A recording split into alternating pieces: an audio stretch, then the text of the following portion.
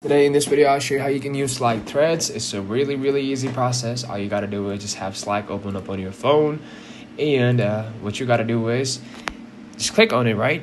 And you would see your workspace. Pretty easy. Now, all of these messages are threads. So in general section, I'll go ahead and click on it.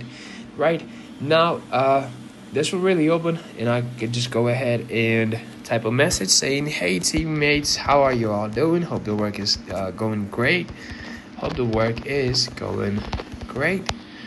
I go ahead and drop it. This is basically how you can use it. Since I'm the only member, this is a dummy account.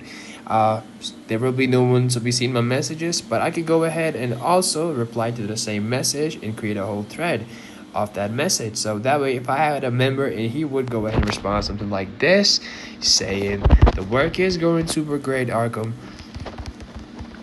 Super great, Arkham." Right? And that in this case would be some other guy if there was. And I could go ahead and reply to the same person. That way you can go ahead and use threads.